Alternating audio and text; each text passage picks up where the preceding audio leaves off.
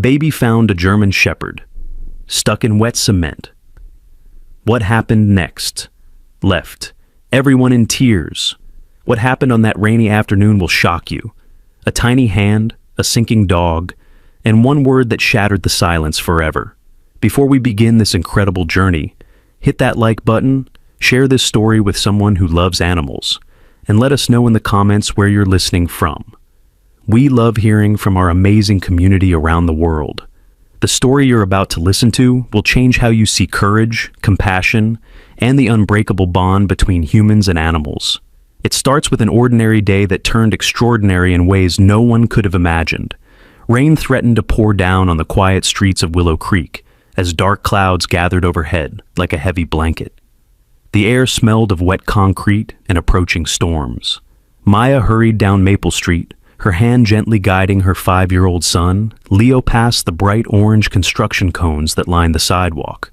The road crew had been working on this stretch for weeks now, laying fresh concrete and fixing old pipes that had been broken for months. Leo walked quietly beside his mother, his small fingers wrapped around her hand. His brown eyes took in everything around him: the rumbling cement mixer, the workers in their bright yellow vests, the way the wet concrete gleamed under the gray sky. He loved watching the big machines work, loved the steady rhythm of construction. But Leo rarely spoke about what he saw. In fact, Leo rarely spoke at all. Maya glanced down at her son, her heart doing that familiar squeeze it always did when she watched him navigate the world in his own quiet way. 5 years old, and still so few words. The speech therapist said to be patient, that every child developed differently. But sometimes, in moments like this, Maya wondered if she was failing him somehow. The cement mixer's engine groaned as it turned, mixing the gray slurry that would soon become solid pavement. Workers called out instructions to each other, their voices carrying over the noise of machinery. Maya quickened her pace. They needed to get home before the rain started, and she had to be back at the community center in an hour for her evening shift. But suddenly, Leo stopped walking. His small hand went rigid in hers, and his whole body froze like he'd been turned to stone. Maya looked down, following his gaze toward the construction site. At first, she didn't see anything unusual, just the normal chaos of roadwork, the scattered tools, the wet concrete gleaming in pools and trenches. Then she heard it too, a sound that made her stomach drop, a faint yelp, desperate and scared, coming from somewhere beyond the orange cones and safety barriers.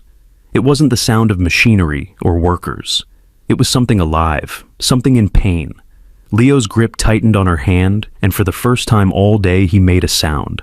Not words, but a small, urgent noise in the back of his throat. He was trying to tell her something, trying to show her something important. Maya squinted through the construction site, her eyes scanning the area where Leo was pointing with his free hand. The main concrete pour was nearly finished, smooth and level. But there, off to the side where the workers had been laying smaller patches, she saw something that made her heart stop.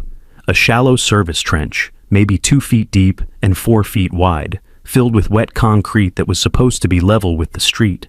And stuck in that concrete, sinking slowly but surely, was a large German Shepherd. The dog's powerful chest and front paws were trapped in the thick gray mixture.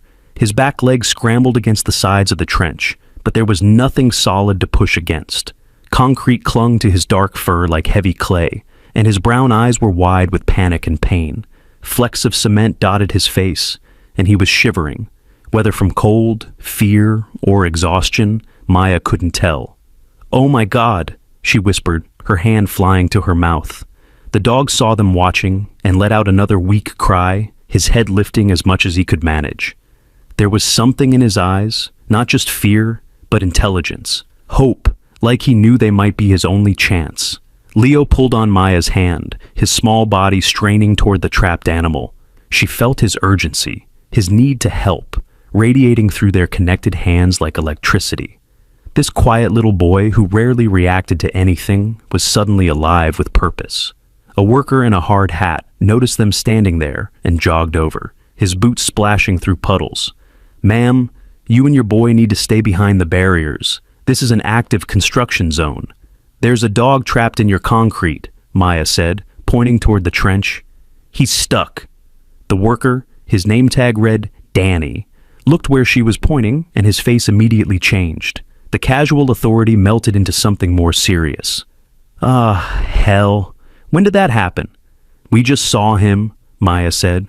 How long has he been there? Danny pulled out his phone, already dialing. We poured that section about 20 minutes ago. I didn't see any dog then. He spoke into the phone. Yeah, we got an animal stuck in the concrete on Maple Street. How long until someone can get out here? Maya watched the dog struggle, watched his strength slowly fading as the concrete held him tighter. 20 minutes in wet cement? That was already too long. And if animal control took another 20 or 30 minutes to arrive? We called animal control, Danny said, sliding his phone back into his pocket. But honestly, ma'am, this is pretty dangerous. That concrete's setting up fast, and if we try to pull him out wrong, we could hurt him worse. Leo tugged on Maya's hand again, more insistently this time. She looked down at her son, saw something in his eyes she'd never seen before. Determination, fire. This quiet little boy who observed the world from a safe distance was suddenly ready to fight. How fast does it set? Maya asked. Danny glanced back at the trench, his expression grim. In this weather? Maybe an hour before it's too hard to break by hand. Less if the rain holds off and the temperature stays warm. Maya's mind raced. An hour. Animal control would probably take at least 30 minutes, maybe longer if they were dealing with other calls. And then, how long to figure out how to safely extract a panicked German shepherd from hardening concrete? The dog whimpered again, a sound that cut straight through Maya's chest. She'd always been practical, always the one who followed rules and stayed safe. But looking at this animal, this beautiful, intelligent creature slowly sinking into what could become his tomb, something shifted inside her. What if we don't wait? She heard herself saying. Danny shook his head immediately. Ma'am, I can't let civilians into an active site. Insurance won't cover it, and it's not safe. We've got power tools, machinery, wet concrete everywhere. But Leo was already moving. Before Maya could react, her 5-year-old son ducked under the nearest orange barrier and started walking toward the trapped dog. Not running, not panicking, just walking with the kind of quiet purpose she'd never seen from him before. Leo! She called, but he didn't stop. Danny started after him. Hey kid, you can't be in here! But Leo was already kneeling beside the concrete trench, his small hands reaching toward the German shepherd. The dog stopped struggling for a moment, his dark eyes fixing on this tiny human who'd come to help.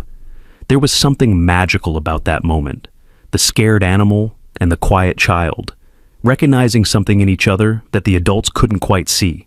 Maya knew she should grab Leo and pull him back to safety. She should wait for the professionals, follow the rules, do the responsible thing, but watching her son, her quiet, careful son, show more courage in 30 seconds than she'd seen in 5 years, something inside her broke open. She looked at Danny, then at the dog, then at Leo's determined little face. By dusk, Leo would say a word Maya had never heard from him. By dusk, their whole world would change.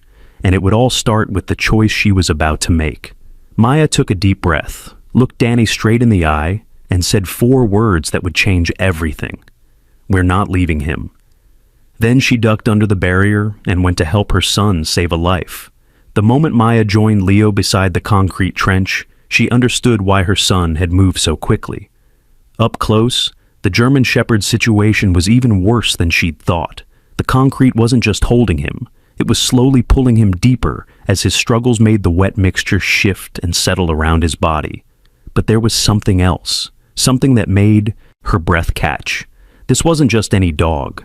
Even covered in gray cement and shaking with exhaustion, she could see the intelligence in his dark eyes, the way he held himself despite his fear. This was a working dog, a trained dog, someone's partner. Easy, boy, she whispered, the same voice she used when Leo woke up from nightmares. We're going to get you out. The dog's ears flickered at her voice, and some of the panic in his eyes settled into something like trust. Leo was still kneeling beside the trench, his small hand extended toward the animal's head. Not touching yet, just offering his presence. Danny appeared beside them, and Maya tensed for another lecture about safety and liability. Instead, he was carrying a coil of bright orange rope and wearing a different expression entirely. All right, he said, kneeling down beside them. If we're doing this, we're doing it smart. I've got tools, and I know how concrete behaves, but we move fast, and we do exactly what I say. Deal?" Maya looked at him in surprise. "I thought you said it was too dangerous." Danny glanced at the dog, then at Leo, who was now humming softly under his breath, a sound Maya had heard maybe 3 times in her son's entire life. "Yeah, well, my daughter's about his age, and I've never seen a kid move like that for anything." He paused. "Plus, this dog's not giving up. Look at him." Maya looked. Danny was right. Despite his exhaustion, despite the concrete slowly hardening around his chest and legs, the German Shepherd was still fighting. His back paws kept searching for purchase against the sides of the trench, his powerful muscles straining against the weight, holding him down. This was not an animal that was ready to quit. "What do you need us to do?" Maya asked. Danny was already moving, his experienced hands assessing the situation with professional efficiency. "First, we need to distribute weight. This concrete's still soft enough to shift, which means if we're not careful, we'll just make it worse." He pointed to a stack of plywood sheets near the cement mixer. "We'll use those to spread our weight across the surface." Maya started to get up, but Leo made a soft sound, not quite a word, but full of meaning. She looked down at her son, saw him reaching slowly toward the dog's face. "Leo, honey, be careful. He might be scared enough to bite." But as Leo's small fingers brushed the fur on the dog's forehead, something extraordinary happened. The German Shepherd, who'd been panting and struggling just moments before, went completely still. His dark eyes fixed on Leo's face, and his breathing slowed. It was like he was drawing calm directly from this quiet little boy. Danny had stopped what he was doing to watch. "I'll be damned," he murmured. 20 years in construction, and I've never seen anything like that." Leo began making soft, wordless sounds, not quite singing, not quite talking, but something in between, the kind of sounds Maya remembered from when he was a baby, before the world had taught him to be so careful with his voice. The dog's ears turned toward the sound, his whole body relaxing even as he remained trapped. "Keep doing whatever you're doing, kid," Danny said quietly. "Animals know things we don't, and this one trusts you." Danny returned with the plywood and several other workers who'd noticed the commotion. Maya recognized one of them, Rico, who'd waved to Leo every mornings when they walked past the construction site. Leo always waved back, one of his rare interactions with the outside world. "Heard we got a rescue operation going," Rico said, setting down a plastic bucket filled with clean water. "Thought this might help loosen things up around the edges." As the men positioned the plywood sheets to create a stable platform around the trench, Maya found herself studying the trapped animal more closely. This wasn't a stray dog. His fur beneath the concrete was clean and well-groomed. His body was muscular and fit, not thin like a dog that had been living on the streets. And there was something around his neck, not just a collar, but something else. "Danny," she said, "look at his neck. Is that some kind of special collar?" Danny paused in his work, squinting at the dog's throat. "Looks like it might be. Hard to tell with all the concrete, but yeah, there's definitely something there besides a regular collar." Rico knelt on the plywood platform they'd constructed, studying the dog's head and neck area. "That's not a regular pet collar. See how thick it is? And there's something attached to it, like a small box or something." Maya's stomach did a small flip. She'd heard stories about fighting dogs, about animals trained for illegal purposes. But looking at this German Shepherd, seeing the way he responded to Leo's gentle touches, she couldn't believe this was that kind of situation. Leo made another soft sound, and the dog's tail, the only part of him not trapped in concrete, gave a weak wag. Whatever this animal's story was, he wasn't dangerous, at least not to them. "All right, here's how we do this," Danny said, taking charge. "Rico, you start at the head end with the water, just a little at a time to loosen the concrete around his chest. Maya, you and Leo keep him calm. Whatever magic you two are working, don't stop. I'm going to fashion a sling from this rope that we can use to lift him once we break the suction." Maya nodded, settling more comfortably on the plywood beside her son. Leo had stopped making sounds, but his hand was now resting gently on the dog's forehead, right between his eyes. The animal's breathing had steadied, and some of the wild panic had faded from his expression. "What's your name, boy?" Maya whispered. "Someone must be looking for you." As if in response, the dog lifted his head slightly, his dark eyes meeting hers. There was something almost human in that gaze. Intelligence, gratitude, and something else? Something that looked almost like recognition. Rico started drizzling water along the edges where the concrete met the dog's fur. The mixture was still soft enough that the water helped loosen it, creating small gaps that Danny could work his fingers into. "Good," Danny muttered, testing the give in the concrete. "It's not as set as I worried it might be, but we're still going to have to be really careful about this next part." He'd fashioned the rope into a makeshift harness, with loops that could go under the dog's front legs and around his chest. The trick would be getting it positioned without causing more panic or injury. "Okay, here's the tricky part," Danny explained. "When we lift, there's going to be suction. The concrete's going to want to hold on. So when I count to 3, we lift steady and smooth, no jerking motions." Maya felt her heart hammering as Danny worked the rope harness under the dog's body. This was really happening. They were really going to try to pull a full-grown German Shepherd out of hardening concrete with nothing but rope and determination. Leo seemed to sense the tension in the air. He leaned closer to the dog's ear and, for the first time Maya could remember, whispered actual words, so quietly she almost missed them. "It's okay." The dog's ears twitched, and he looked directly at Leo as if he'd understood every syllable. Danny had the harness in position. Rico was ready with more water to help break the suction. Maya found herself holding her breath as Danny gripped the rope. "On 3, Danny said. 1, 2, 3. They lifted. For a moment, nothing happened.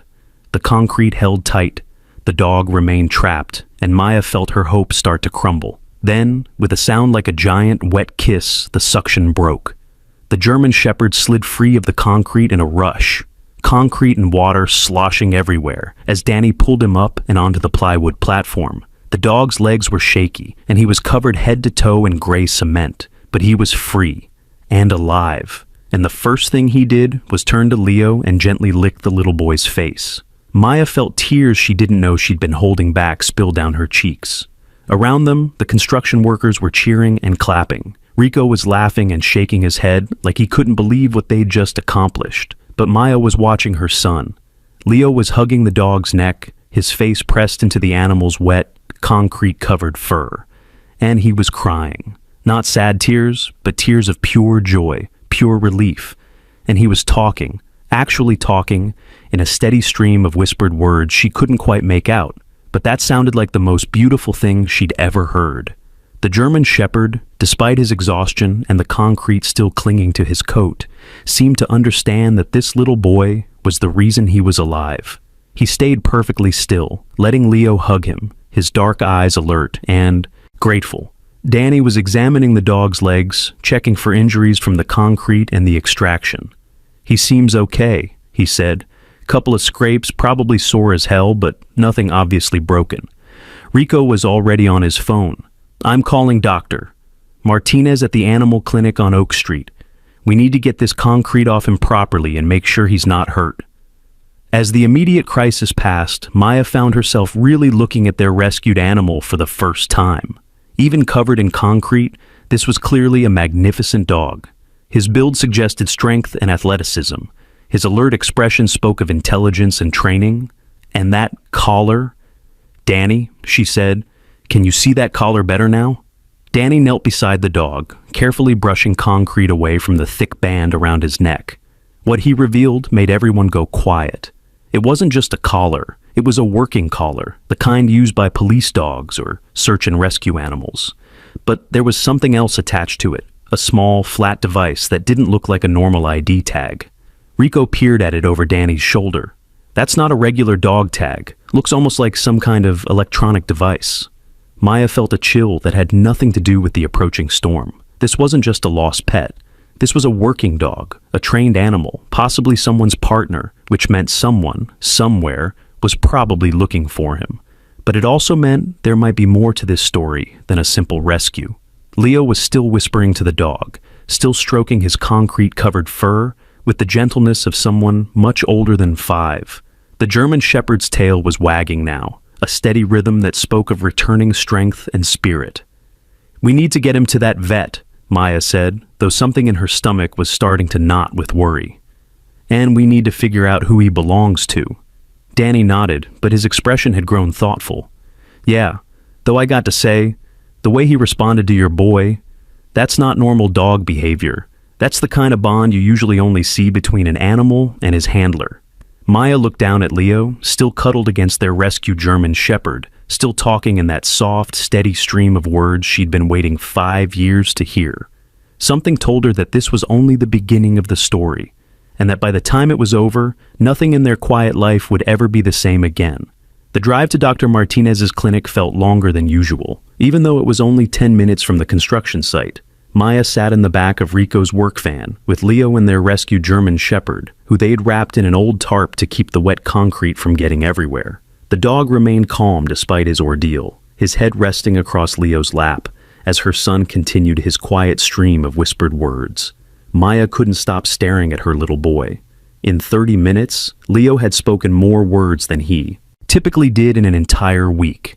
Not just the urgent "it's okay" he'd whispered during the rescue, but a whole conversation with the dog that seemed to flow as naturally as breathing. She caught fragments. "You're safe now," and "we won't let anything happen to you," and "I know you're scared, but it's going to be okay."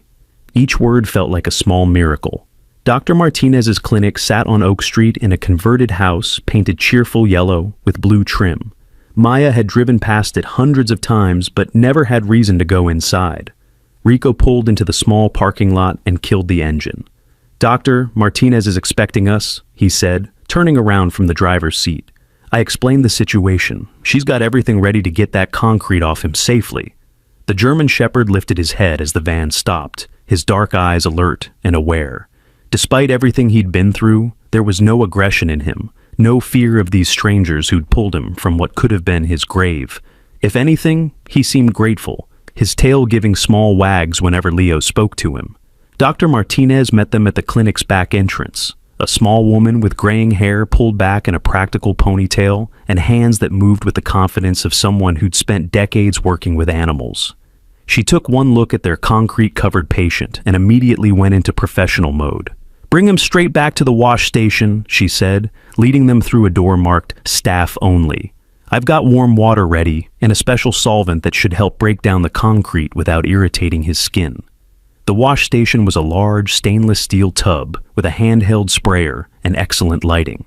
Dr. Martinez had laid out towels, bottles of various solutions, and what looked like medical equipment on a nearby counter. "Now, young man," Dr. Martinez said to Leo, "I'm going to need your help keeping our friend calm while I work. Think you can do that?"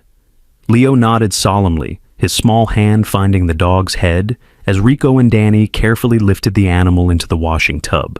The German shepherd stood quietly, as if he understood that these people were trying to help him. Dr. Martinez started with lukewarm water, working systematically to rinse away the outer layer of concrete. As the gray sludge swirled down the drain, the dog's true coloring began to emerge, a beautiful coat of black and tan, thick and healthy looking, despite his ordeal. "He's a gorgeous animal," Dr. Martinez murmured as she worked. "Excellent muscle tone, good weight. This is definitely not a stray." She paused, studying the dog's face as she gently cleaned concrete from around his eyes. "And look at those eyes. This is a smart dog, a trained dog." Maya watched Leo continue his quiet conversation with the animal, noticed how the dog's ears turned toward her son's voice, even as Dr. Martinez worked around his head and neck. There was definitely something special about their connection, something that went beyond normal human-animal interaction. As more concrete washed away, details became clearer. The collar Rico had noticed was indeed a working collar, thick leather with metal reinforcements and what appeared to be a small electronic device attached to the side. But there were other things too. A small scar above the dog's left eye, the kind that might come from working in rough conditions. Powerful shoulders that spoke of strength and endurance training.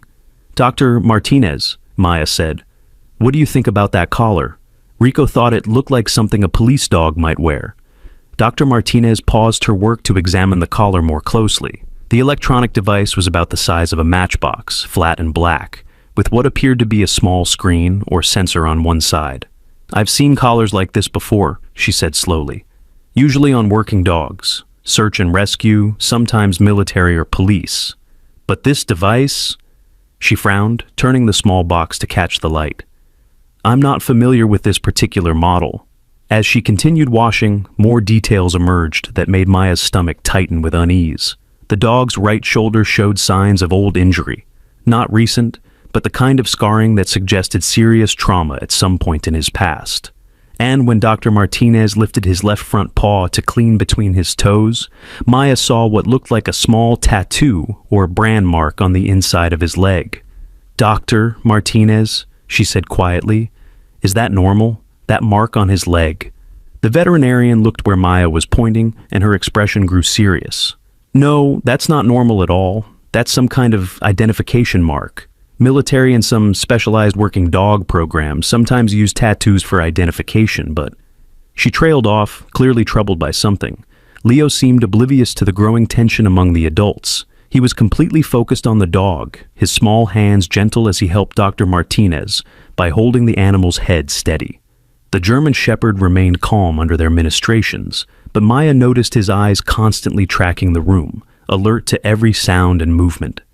After 20 minutes of careful washing, the concrete was finally gone. What stood in the tub was a magnificent German Shepherd, powerful and alert, with intelligent dark eyes and a coat that gleamed even under the clinical lighting. But Maya found herself focusing on that strange collar device and the growing list of unusual details about their rescued animal. Dr. Martinez began a thorough physical examination, her hands moving professionally over the dog's body, checking for injuries from his ordeal in the concrete. She found minor abrasions on his chest and legs, probably from struggling against the rough concrete, but nothing that required more than cleaning and antiseptic. "He's in remarkably good shape considering what he's been through," she announced. "A few scrapes, probably sore muscles, but no broken bones, no serious injuries." But as she continued her examination, her expression grew increasingly puzzled. When she reached the dog's right shoulder, the area that had shown signs of old injury during the washing, she stopped entirely. "That's odd," she murmured, her fingers carefully probing the shoulder area. "What is it?" Maya asked. "There's something under the skin here. Not recent. This has been here for a while. Feels like..." She moved to the X-ray machine in the corner. "I think we need to take a closer look at this." 20 minutes later, Dr. Martinez was studying X-ray films with a deep frown creasing her forehead. Maya stood beside her, holding Leo's hand, while their son continued his quiet conversation with the German Shepherd, who was now lying comfortably on an examination table. "I've never seen anything like this," Dr. Martinez said, pointing to several bright spots visible on the X-ray. "These appear to be metal fragments embedded in his shoulder and upper chest area, not recent injuries. The bone has healed around them, probably months or even years old." "Metal fragments?" Maya's throat felt tight. "Like from an accident? Possibly, or ... Dr. Martinez hesitated. "Well, they could be from an explosion of some kind. The pattern and distribution is consistent with shrapnel injuries." The room went very quiet. Rico and Danny, who'd been waiting to hear if the dog was okay, exchanged glances. Leo continued talking softly to the animal, but Maya felt a chill settle in her chest. "An explosion?" she repeated. "I'm probably wrong, Doctor," Martinez said quickly. "Could be from a car accident or a fall onto something sharp. But the pattern..." She shook her head. "I've only seen similar injuries in military working dogs that have been deployed overseas." Maya looked at the German Shepherd lying calmly on the examination table, at his intelligent eyes and alert posture, at the way he responded to Leo's voice with such trust and gratitude. A military working dog. That would explain the collar, the training, the tattoo on his leg. But it raised a much bigger question. What was a military working dog doing trapped in wet concrete on a construction site in their small town? Dr. Martinez was still studying the X-rays when she made another discovery that made everyone in the room freeze. "Wait," she said, pointing to an area near the dog's neck. "There's something else here, something attached to that collar device." She put down the X-rays and approached the dog, who lifted his head alertly as she examined the electronic device on his collar. Using a small flashlight, she peered closely at the back of the device. "There's writing here," she said. "Very small, but..." She adjusted her reading glasses. It says Asset A13 and something else. Looks like recall protocol. Maya felt like the air had been sucked out of the room. Asset A13 and recall protocol, Rico added grimly. That doesn't sound like regular police dog terminology. Dr. Martinez was now examining the device with obvious concern. This isn't a normal GPS tracker or identification chip. This is something else entirely. She looked up at Maya. I think we need to scan the code on this device and see what information it contains. The device had a small QR code on one side, partially obscured by scratches that looked deliberate, as if someone had tried to damage it. Dr. Martinez used her phone to scan the code, and after a moment, her screen displayed a result that made her face go pale. What does it say? Maya asked, though part of her didn't want to know. It says Asset A13/recall status active, and then there's a web link, but... Dr. Martinez tried clicking the link. The link is dead, takes you to an error page. Leo chose that moment to speak up, his voice clear and concerned. Why does everyone look scared? He's a good dog. Maya looked down at her son, whose hand was gently stroking the German Shepherd's head. The dog's tail was wagging slowly, his eyes bright and alert, but completely trusting. Whatever his history, whatever Asset A13 meant, right now he was just a dog who'd been rescued by a little boy and was grateful to be alive. But Maya's practical mind was racing through implications. Military working dogs didn't just end up lost in small towns. They didn't get trapped in wet concrete by accident. And they definitely didn't have recall protocols unless something had gone wrong. Dr. Martinez was still studying the device when her expression changed again. There's more text here, very small, but it looks like... She squinted at the device. It looks like coordinates. Coordinates? Danny stepped closer. Like GPS coordinates? Possibly. The numbers are partially scratched out, but I can make out most of them. Dr. Martinez read off a string of numbers that meant nothing to Maya, but made Rico pull out his phone. Those are local coordinates, Rico said after a moment of typing. Maybe 15-20 minutes outside town.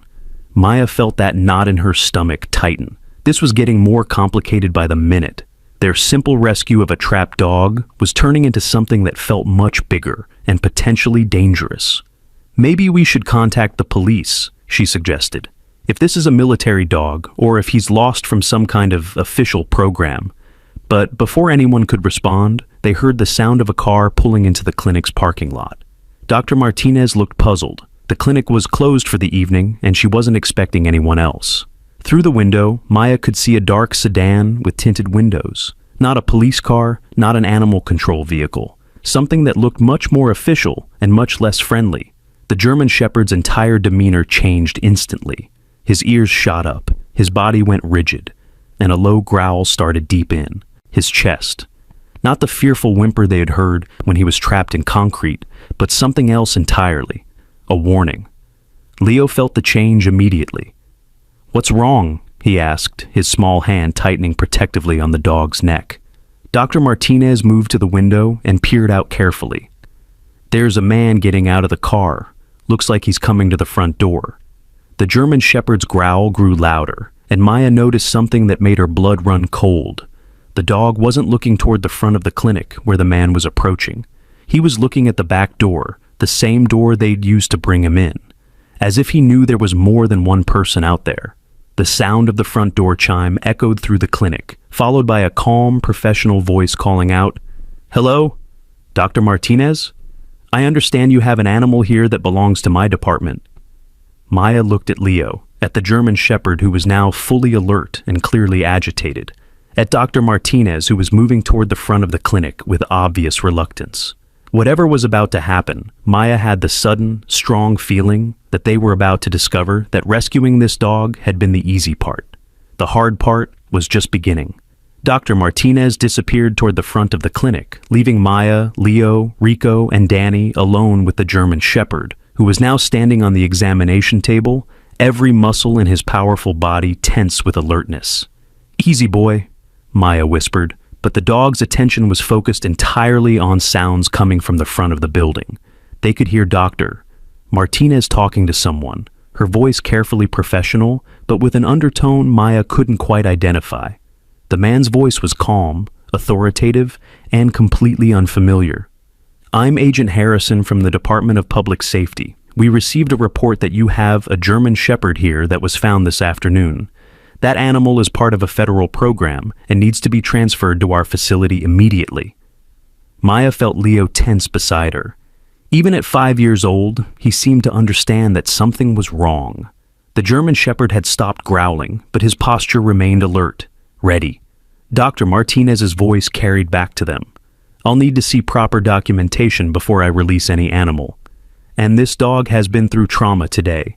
He needs time to recover." "Ma'am, I appreciate your concern for the animal's welfare, but this is a matter of national security. The dog needs to come with me now." National security? Maya felt her mouth go dry.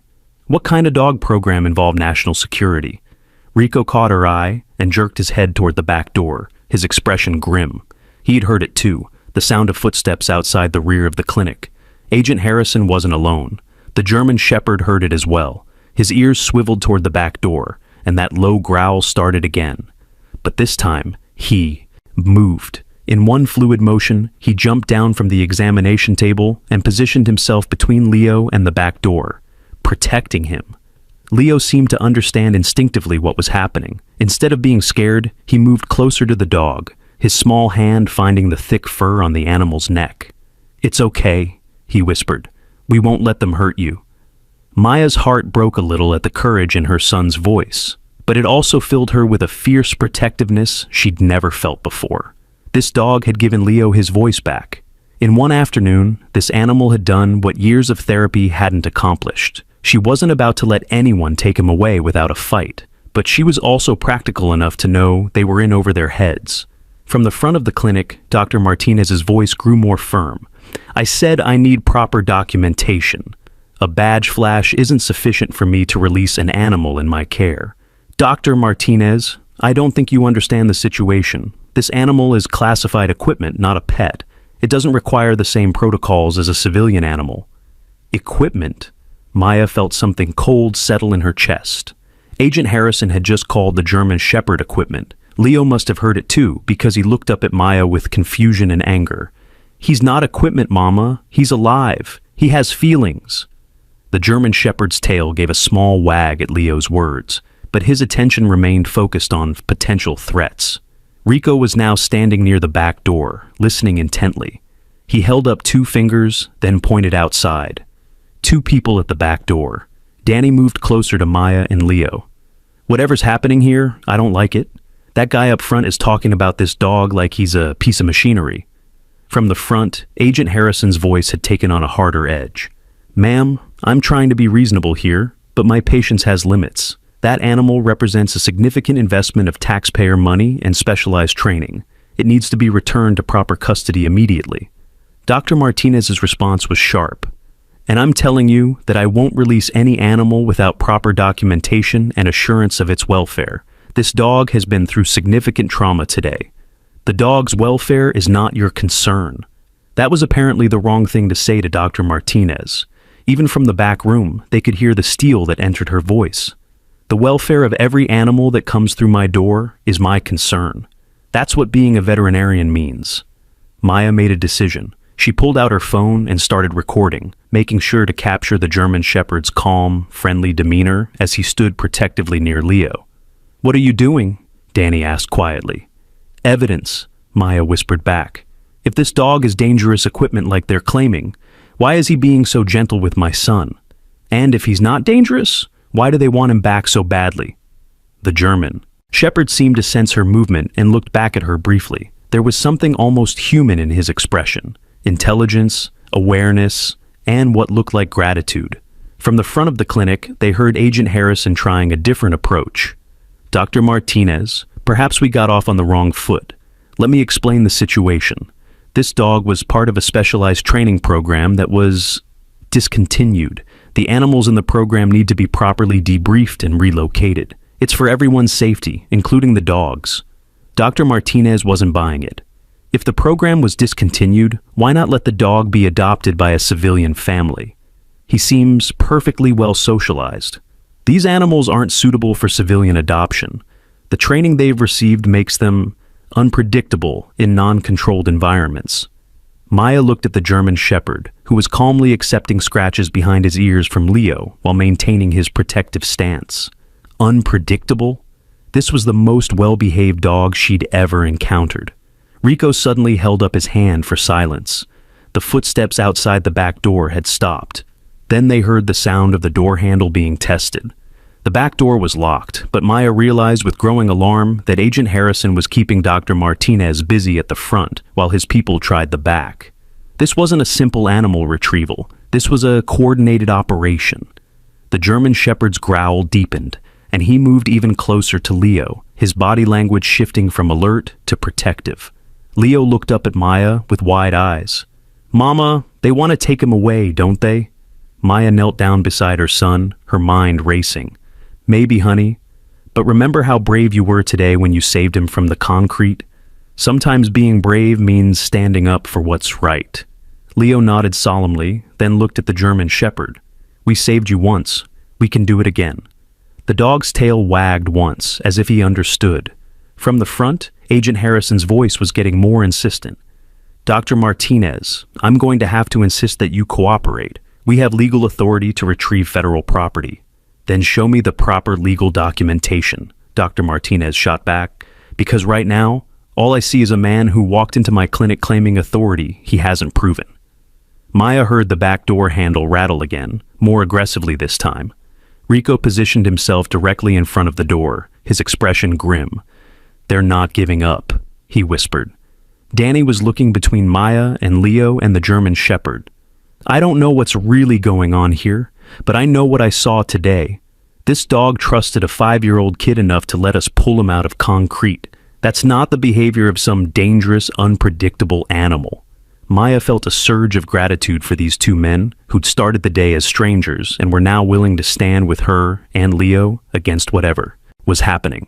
The German Shepherd suddenly went very still, his head tilted as if listening to something the humans couldn't hear.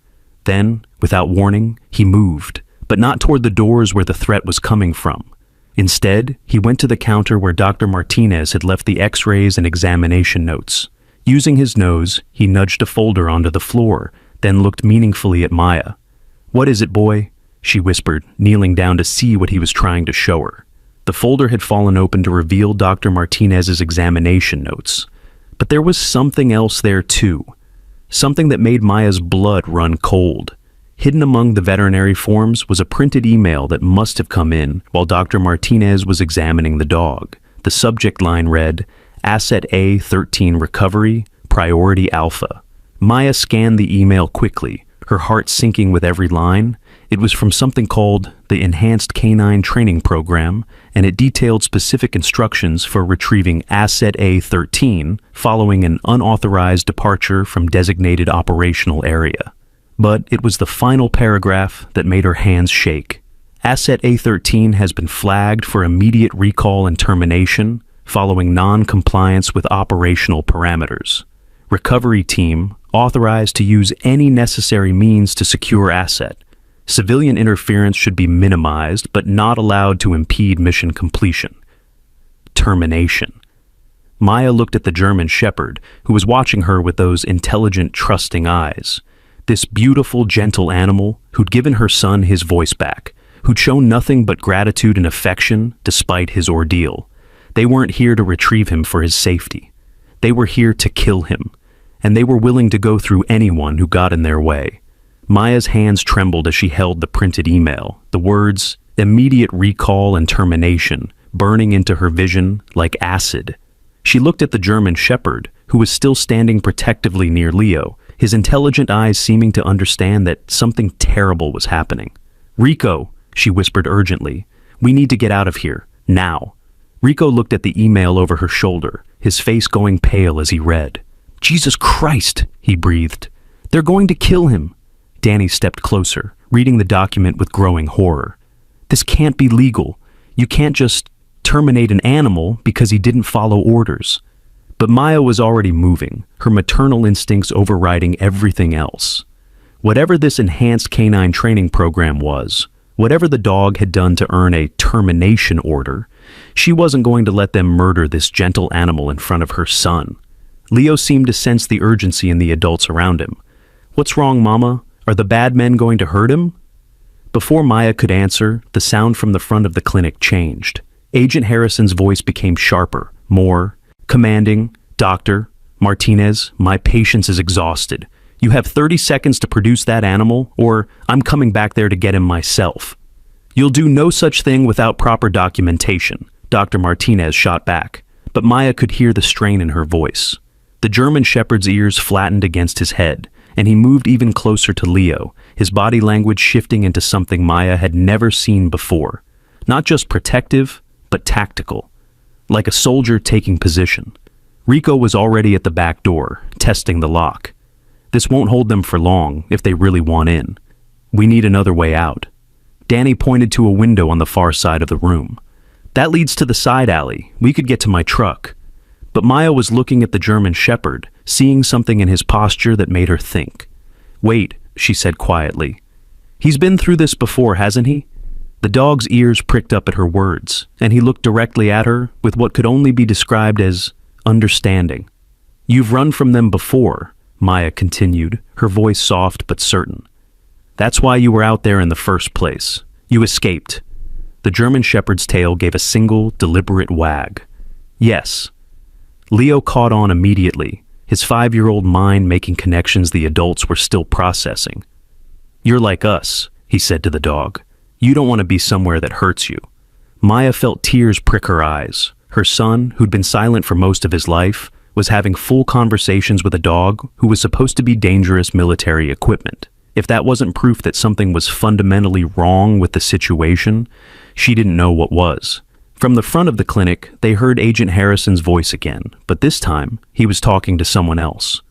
"The back team is in position. Good. Dr. Martinez, your 30 seconds are up." The sound of footsteps moving through the clinic toward the back room sent everyone into motion. Rico grabbed a heavy examination table and shoved it against the back door just as they heard someone testing the handle from outside. "That'll buy us maybe a minute." Danny had the window open and was looking out into the alley. "Coast is clear, but we need to move fast." Maya knelt down beside Leo, her hands on his small shoulders. "Honey, we're going to go on an adventure, okay? But we need to be very quiet and very brave." Leo nodded solemnly, then looked at the German Shepherd. "Are you coming with us?" The dog moved immediately to Leo's side, as if the question settled everything for him. Maya helped Leo climb through the window first, Danny catching him on the other side. The German Shepherd followed with surprising agility for an animal who'd been trapped in concrete just hours earlier. Maya and Rico came last, just as they heard Agent Harrison's voice from the examination room they'd just vacated. "Where are they?" Danny's pickup truck was parked 2 blocks away, and they moved through back alleys and side streets like fugitives, which Maya realized they essentially were. The German Shepherd stayed close to Leo, matching his pace, his head constantly turning to check for threats. "This is insane," Danny muttered as they half-jogged toward his truck. "We're running from federal agents because we saved a dog." "We're running because they want to murder a dog," Maya corrected, surprised by the steel in her own voice. "There's a difference." Rico was checking his phone as they moved. "I'm trying to look up this enhanced canine training program, but I'm not finding anything official." "That's because it's probably classified," Maya said, pieces clicking together in her mind. "Black project, off the books. That's why they can just decide to terminate him without any oversight." They reached Danny's truck without incident, but as they climbed in, Leo and the German Shepherd in the middle, Maya and Rico on either side, Maya realized they had a bigger problem. "Where do we go?" she asked.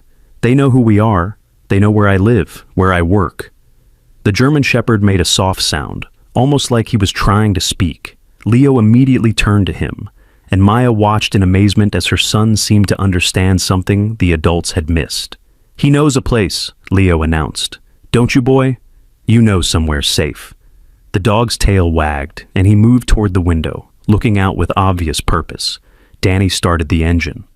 "Okay, I'll bite. Which way?" Leo looked at the German Shepherd, who was looking steadily toward the east side of town. "That way," Leo said with 5-year-old certainty. As they drove, Maya found herself studying the animal who'd turned their quiet life upside down in the span of a few hours. Even in the confines of the truck, he maintained that alert, protective posture. But there was something else now, something she'd seen when he'd guided them to Dr. Martinez's examination notes. Intelligence, strategic thinking. This wasn't just a well-trained dog. This was an animal who could plan, who could think ahead, who understood complex situations. What kind of training program created dogs like this? And why did they want him dead? Rico's phone buzzed, and he glanced at it before his face went pale. "Guys, we have a problem. There's an APB out for Danny's truck. They're calling us armed and dangerous." Armed? Danny nearly swerved in surprise. "With what?" "Doesn't matter," Maya said grimly. "They're controlling the narrative. By tomorrow, we'll be domestic terrorists who stole a dangerous military animal." Leo was still communicating with the German Shepherd in that wordless way they'd developed. The dog would look in a direction, and Leo would nod and point, guiding Danny through a series of turns that took them away from the main roads and toward the rural outskirts of town. "Where are we going?" Maya asked her son. "Somewhere important," Leo replied with that matter-of-fact tone that 5-year-olds used when something was obvious to them but mysterious to adults. 20 minutes later, they were on a dirt road Maya didn't recognize, surrounded by farmland and scattered trees. The German Shepherd was getting more excited, his tail wagging as he pressed against the window. "There," Leo said, pointing to what looked like an abandoned farm ahead. "He wants to go there." Danny pulled into the overgrown driveway of a property that had clearly been empty for years. The farmhouse was boarded up, the barn leaning at a dangerous angle, and weeds had overtaken what had once been cultivated fields. But the German Shepherd was practically vibrating with excitement. The moment Danny stopped the truck, the dog was at the door, whining to get out. "This is it," Leo announced. "This is his special place." They climbed out of the truck cautiously, unsure what they were going to find. The German Shepherd immediately trotted toward the old barn, looking back frequently to make sure they were following. Inside the barn, shafts of late-afternoon sunlight streamed through gaps in the weathered walls, illuminating dust motes dancing in the air. But the German Shepherd wasn't interested in the main part of the barn. He went directly to a corner where old hay bales were stacked and began pawing at something behind them. "What is it, boy?" Maya asked, helping to move the hay. What they found made everyone go silent. Hidden behind the hay bales was a makeshift living space. Blankets, a food bowl, a water container, and most importantly, a small waterproof container that looked like it had been deliberately hidden. The German Shepherd sat down next to the container and looked at Maya expectantly. "You lived here," she realized. "This is where you came after you escaped." Rico opened the container carefully. Inside were documents, photographs, and what appeared to be a small video camera. "Holy shit," Rico breathed, holding up one of the photographs. "Look at this."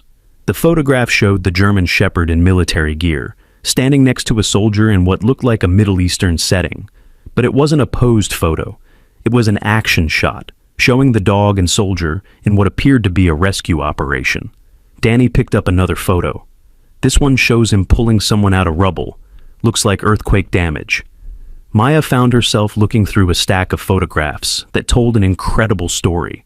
The German Shepherd, who they still didn't even know the real name of, had been part of disaster relief operations all over the world. Earthquakes, building collapses, flood zones. In every photo, he was helping to save lives. "These aren't military operations," Maya said slowly. "These are rescue missions." Rico had found the video camera and was figuring out how to work it. When he finally got it to play, the small screen showed shaky footage of the German Shepherd, in action, carefully navigating through debris to reach trapped survivors. But it was the audio that made Maya's blood run cold. A voice, clearly the dog's handler, was giving commands. "Atlas, find, Atlas, mark, good boy, Atlas."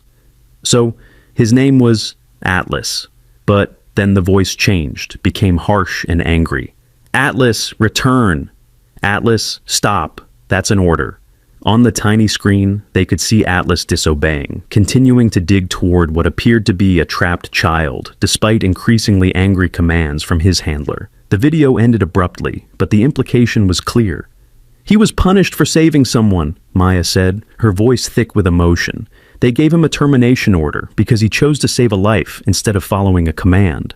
Leo was sitting next to Atlas, his small arms wrapped around the dog's neck. They're mean to him because he's good. Atlas licked Leo's face gently, and Maya saw something in the dog's eyes that broke her heart. Relief. For the first time since they'd found him, Atlas looked like he understood that someone finally knew the truth about him. Rico was still going through the documents in the container. There's more here. Looks like training records, medical files. His voice trailed off as he found something that made his face go white. What is it? Maya asked. Rico held up a document with official letterhead. It's a termination order, not just for Atlas, for 12 other dogs in the program. Danny looked over Rico's shoulder. Jesus, what did they all do? According to this, Rico said, scanning the document, they all showed excessive empathy towards civilian targets and inability to prioritize mission parameters over humanitarian instincts. Maya felt sick. They're killing dogs for being too compassionate. The pieces were falling into place now. The enhanced canine training program wasn't creating search and rescue dogs. It was trying to create military assets that would follow orders without question, even if those orders meant leaving innocent people to die. Dogs like Atlas, who couldn't ignore their natural instinct to help people in need, were considered defective, failures to be eliminated. Leo stood up suddenly, his face set with the kind of determination Maya had never seen from her quiet son. We have to stop them, he announced. We have to save the other dogs, too. Maya looked at her 5-year-old, who 12 hours ago had barely spoken a word, now declaring war on a secret government program. The change in him was miraculous, but it was also terrifying.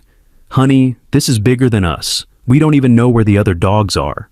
But Atlas was moving again, pawing through the documents with obvious purpose. He pulled out a folded map with his teeth and dropped it at Maya's feet. The map showed the local area, but with several locations marked with red X's. Rico studied it carefully. These are coordinates, he said. And look, one of them matches the coordinates from Atlas's collar device. Maya felt her stomach clench. You think that's where the other dogs are? Or where they're taking them to be terminated, Danny said grimly. Atlas whined and pawed at the map, then looked at Maya with those intelligent eyes. The message was clear. His friends were in danger, and he needed their help. Leo knelt down beside Atlas and spoke in that clear, confident voice that still amazed Maya every time she heard it. We'll help you save them, won't we, Mama? Maya looked at her son, at this incredible dog who'd given Leo his voice back, at the evidence of a government program that was murdering animals for showing compassion. She thought about the life she'd built for herself and Leo. Quiet, safe, predictable.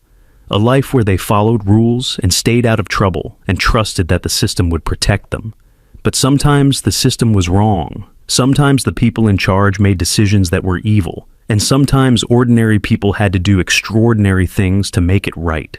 Maya picked up the map and studied the marked locations. How long do you think we have before they find this place? Rico was already packing the documents back into the container. Not long. They know Atlas was here before. They'll figure it out eventually. Then we better move fast, Maya said, surprising herself with her own resolve. Danny grinned. Are we really doing this? Are we really going to take on a secret government program to save a bunch of dogs? Leo looked up at them all with the wisdom of someone much older than 5. Atlas saved himself from the concrete. He saved me by helping me talk. Now we save his friends. Atlas barked once, a sharp, clear sound that somehow conveyed both agreement and urgency. Maya folded the map and put it in her pocket. Then let's go save some dogs. As they prepared to leave the barn, Atlas did something that made Maya's throat tight with emotion. He went to each of them, Rico, Danny, Leo, and finally Maya, and pressed his nose against their hands in what could only be described as a thank you. This magnificent animal, who'd been betrayed by the people who were supposed to care for him, was trusting them with not just his life, but the lives of his friends. Maya just hoped they were brave enough and smart enough to be worthy of that trust. The first marked location on the map was only 10 miles away, but as they drove toward it in Danny's truck, Maya felt like they were traveling into a different world entirely. A world where good dogs were murdered for being too kind, where secret programs operated without oversight, where ordinary people had to become heroes because the heroes had forgotten how to be good. Atlas sat between Maya and Leo, alert and ready. Whatever they found at that first location, Maya knew their quiet life in Willow Creek was over forever. But looking at her son, who was talking quietly to Atlas about courage and friendship and doing the right thing even when it was scary, Maya realized something important. Maybe a quiet life wasn't what they needed anymore. Maybe they needed an extraordinary one. The first marked location on Atlas's map turned out to be nothing more than an empty field surrounded by chain-link fencing. But as Danny's truck approached the gate, Maya noticed something that made her stomach drop. Fresh tire tracks in the mud, leading to a concrete pad where something large had recently been stationed. "They were here," Rico said grimly, studying the tracks through the passenger window. "Whatever was here, they moved it recently." Atlas was pressed against the window, whining softly as he stared at the empty space. His body language spoke of recognition and loss. He knew this place, and he knew something important was missing. Leo reached over to comfort Atlas, his small hand gentle on the dog's head. "It's okay, boy. We'll find them." Maya felt a chill that had nothing to do with the evening air. If this program was mobile, if they could pick up and relocate whenever they felt threatened, then finding the other dogs was going to be much harder than she'd hoped. Danny circled the perimeter of the fenced area, looking for any clues about what had been here or where it might have gone. The concrete pad was large enough for several trailer units, and there were utility hookups that suggested a semi-permanent installation. This was a training facility, Maya realized. Look at the layout. Those concrete pads could hold kennels, training equipment, maybe even living quarters for handlers. Rico was taking pictures with his phone. "We should document everything. If we're going to expose this program, we need evidence." But Atlas was getting more agitated by the minute. He paced restlessly in the truck, occasionally letting out soft whines that sounded almost like he was trying to communicate something specific. Leo seemed to understand what the others were missing. "He says they're not far, the other dogs. He can still smell them." Maya looked at her son with amazement. Over the course of a single day, Leo had gone from barely speaking to translating for a rescue dog. The change was miraculous, but it also highlighted how much her quiet son had been holding inside all along. "Which direction?" Maya asked, willing to trust in whatever connection Leo and Atlas had developed. Leo consulted with Atlas in that wordless way they'd perfected, then pointed toward a line of hills visible in the distance. "That way. He says they took them where the ground is hard and the trees are thick." Danny studied the hills through the windshield. "There's an old mining area up there. A lot of abandoned equipment, remote locations. Perfect place to set up something you don't want people to find." As they drove toward the hills, Maya found herself thinking about Agent Harrison and his team. By now, they would have discovered that their targets had escaped the veterinary clinic. They'd be tracking Danny's truck, probably coordinating with local law enforcement, spinning whatever story they needed to justify their actions. Maya pulled out her phone and started typing a message to her sister in California, someone far enough away to be safe, but close enough to care. "What are you doing?" Rico asked. "Insurance," Maya replied. "If something happens to us, someone needs to know the truth about what we found." She attached photos of the documents they had discovered in Atlas's hiding place, along with a detailed explanation of everything that had happened since they'd found the dog trapped in concrete. It felt surreal, typing out a story that sounded like something from a movie rather than her quiet life in Willow Creek. Leo was maintaining his conversation with Atlas, occasionally translating bits of information that somehow made sense despite coming from a 5-year-old's interpretation of dog communication. "He says the bad men have machines that hurt and cages that make the dogs scared." "What kind of machines?" Maya asked gently. Leo listened to Atlas for a moment, his small face serious with concentration. "The kind that make noise and pain. He says some of the dogs stop being brave because of the machines." Maya felt sick. They weren't just terminating dogs for showing compassion. They were torturing them first, trying to break their spirit before giving up and ordering their deaths. Danny's hands tightened on the steering wheel. "I've got a daughter Leo's age. If someone hurt her pet..." He didn't finish the thought, but his meaning was clear. The road into the hills became increasingly rough, forcing Danny to slow down as they navigated potholes and loose gravel. But Atlas's excitement was growing. His tail was wagging, and he was making soft, urgent sounds that spoke of approaching reunion. As they rounded a bend in the mountain road, Maya saw lights ahead. Not house lights or street lights, but the harsh white illumination of portable floodlights, the kind used for construction sites or military operations. "There," Leo said unnecessarily. Atlas was already pawing at the window, every line of his body tense with anticipation. Danny pulled the truck off the road behind a cluster of pine trees, and they studied the facility ahead. It was exactly what Maya had feared, a temporary installation of trailers, kennels, and equipment that could be packed up and moved at a moment's notice. But what made her blood run cold was what she could see in the harsh white light. Rows of kennels, each containing a German shepherd. Even from a distance, she could see that these weren't ordinary dogs. Like Atlas, they had the bearing and alertness of highly trained animals, but there was something else in their posture, a defeated quality that spoke of broken spirits. "How many do you count?" Rico whispered. Maya squinted at the kennels. "Maybe 8 or 10, it's hard to tell from here." Atlas was vibrating with tension, clearly desperate to reach his friends. But he was also displaying the tactical awareness that marked him as more than just a pet. He wasn't trying to jump out of the truck or bark at the facility. He understood that stealth was necessary. "We need a plan," Maya said. "We can't just walk in there and demand they release the dogs." "Can't we call the police?" Danny suggested. "Show them the evidence we found?" Rico shook his head. "Agent Harrison is federal. He outranks local cops, and he's already painted us as dangerous. Any call we make will just bring him down on us faster."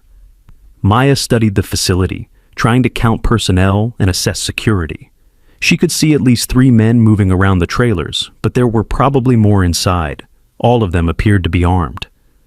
"We're 3 construction workers and a 5-year-old, she said. "This isn't exactly a fair fight." But Leo had been listening to their conversation with the serious attention he gave to everything important. "Atlas says there's a way, a secret way his friends know about." "What kind of secret way?" Maya asked. Leo consulted with Atlas again, then pointed toward the darker area behind the facility. "There's a place where the fence is broken, where the dogs go when they need to hide." Maya realized what Leo was describing. An escape route. These dogs have been planning their own breakout. Atlas barked once softly, in what sounded like agreement. "But why haven't they used it?" Rico asked. Leo's face grew sad as he translated Atlas's response. "Because some of them are too scared now. The machines made them forget how to be brave." Maya felt her heart breaking for these animals who'd been trained to save lives, then broken for caring too much. But she also felt a growing determination. If Atlas and his friends had been planning an escape, then maybe there was a way to help them succeed. "Show us," she said to Atlas. Danny drove carefully around the perimeter of the facility, staying in the shadows of the trees. Atlas guided them to a section of fence that looked intact from a distance, but proved to have a gap hidden behind a cluster of bushes. "Clever," Rico murmured. "They've been working on this for a while." Through the gap, they could see a path that led through the underbrush toward the back of the kennel area. It was positioned to avoid the main security lights and provided cover most of the way to the dog enclosures. "Okay," Maya said, feeling like she was about to step off a cliff. "Here's what we're gonna do." She outlined a plan that was probably insane, but felt like their only option. Rico and Danny would create a distraction at the front of the facility. Nothing dangerous, just enough noise and confusion to draw security attention away from the kennels. Maya and Leo would use the secret path to reach the dogs and see if they could coordinate some kind of mass escape. "And if we get caught?" Danny asked. "Then we're probably going to jail," Maya said honestly. "But if we don't try, those dogs are going to die." Leo looked up at her with those serious brown eyes that seemed much older than 5. "Mama, are you scared?" Maya considered lying, giving him the kind of reassuring answer parents usually offered their children. Instead, she decided on honesty. "Yes, honey, I'm very scared, but sometimes being brave means doing the right thing even when you're scared." Leo nodded solemnly, then looked at Atlas. "We're scared too, but we're going to save your friends anyway." Atlas licked Leo's face and moved toward the gap in the fence, clearly ready to begin. Rico and Danny headed back toward the front of the facility, while Maya and Leo followed Atlas through the hidden path. The dog moved like a trained soldier, staying low, pausing frequently to check for threats, leading them through the safest route. As they got closer to the kennels, Maya could hear the other dogs. Not barking or howling, but making soft, worried sounds that spoke of stress and fear. These were animals who'd been trained not to make unnecessary noise, but who couldn't entirely suppress their distress. Atlas stopped at the edge of the kennel area and made a series of very quiet sounds. Not quite barks, more like whispered communications. Immediately, the dogs in the nearest kennels came alert, moving to the sides of their enclosures closest to Atlas's position. Maya watched in amazement as Atlas seemed to hold a conversation with his friends, his body language and soft vocalizations clearly conveying complex information. These weren't just trained dogs. They were a team with their own communication system and coordination. One of the dogs, a beautiful female German shepherd with intelligent eyes, made a series of soft sounds back to Atlas. Even without Leo's translation, Maya could see the urgency in the exchange. "What are they saying?" she whispered to Leo. Leo listened intently, his 5-year-old brain somehow processing the canine communication. "She says the bad men are getting ready to use the machines again, tonight. They're going to hurt the dogs who won't stop caring about people." Maya felt her resolve harden into something unbreakable. Not tonight, not on her watch. From the front of the facility came the sound of engines backfiring and men shouting. Rico and Danny had begun their distraction, making it sound like they were having truck trouble on the access road. Maya moved closer to the nearest kennel, studying the locking mechanism. It was electronic, probably controlled from a central panel, but there was also a manual override, a key lock that could be opened individually. "Do you see any keys?" she whispered to Leo. But Atlas was already moving, leading them toward a small trailer that sat adjacent to the kennel area. Through the window, they could see a security station with monitors showing various parts of the facility, and hanging on a peg beside the monitors was a ring of keys. The trailer appeared to be empty. Whoever had been on security duty had gone to investigate the disturbance at the front gate. Maya tested the trailer door and found it unlocked. "Stay with Atlas," she told Leo. "If anyone comes, you run back to the path and hide." Leo nodded, his hand resting on Atlas's head. The dog was alert but calm, clearly understanding that they were in the dangerous part of their mission. Maya slipped into the trailer and grabbed the keys, but as she turned to leave, something on the security monitors caught her eye. One of the screens showed the interior of another trailer, and what she saw there made her stomach lurch. It was clearly a medical facility of some kind, but the equipment looked more like torture devices than veterinary tools. Electric shock machines, restraint tables, syringes filled with unknown substances. And in the center of it all, a chart showing which dogs were scheduled for behavior modification that night. Atlas's name was at the top of the list, marked immediate termination upon recovery. Maya took a picture of the screen with her phone, evidence of the horrors this program was inflicting on animals whose only crime was caring too much. Then she grabbed the keys and headed back to Leo and Atlas. "Mama, hurry!" Leo whispered urgently. "Atlas says someone's coming back." Maya could hear footsteps approaching from the direction of the main trailers. Their distraction had worked, but it wouldn't last much longer. Working as quickly as she could, Maya began unlocking kennels. The first dog out was the female German shepherd who'd been communicating with Atlas. She immediately went to him, and Maya could see the relief and gratitude in both animals. But as Maya moved to the next kennel, she realized they had a problem. Some of the dogs were too frightened to come out. The psychological conditioning they'd endured had broken their spirit, leaving them cowering in the back of their enclosures despite the open doors. "They're too scared," Leo said sadly, watching a beautiful male German shepherd refuse to leave his kennel despite Atlas's encouragement. Maya looked at the terrified animals, then at Leo, then at Atlas, who was moving between the kennels trying to encourage his friends. These dogs had been trained to save lives, then punished for it until some of them had lost the will to even save themselves. But Leo, her quiet son who'd found his voice through his connection with Atlas, stepped forward with the kind of courage that took Maya's breath away. "It's okay," he said softly, approaching the frightened dog's kennel. "I know you're scared, but we're here to help you be brave again." The dog looked at Leo with eyes that held too much fear and pain for any animal to bear. But there was something about this small human, something in his gentle voice and patient presence, that seemed to reach through this conditioning. "You don't have to be scared anymore," Leo continued, holding out his hand slowly. "Atlas told me you used to save people. You used to be heroes. You still are heroes. You just forgot for a little while." The dog took a tentative step forward, then another. Soon Leo was gently stroking his head, and the animal's tail began to wag uncertainly. One by one, Leo repeated the process with each frightened dog, his 5-year-old voice somehow containing more wisdom about healing trauma than all the adult training programs in the world. "You remember how to be brave," he told each animal. "You remember how to help people. That's who you really are." Maya watched in amazement as her son performed what could only be called miracles, reaching through months of psychological conditioning to remind these animals of their true nature. Atlas seemed to understand what Leo was doing and began helping, moving between his friends and adding his own encouragement to Leo's gentle words. But their time was running out. Maya could hear voices getting closer, and she knew they had only minutes before their escape route would be discovered. "We need to go," she whispered urgently.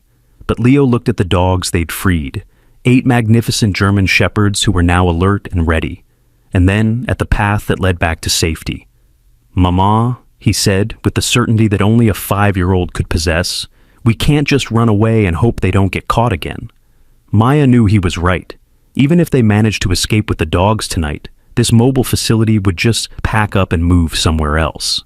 The program would continue, other dogs would suffer, and eventually they'd all be caught. "What do you think we should do?"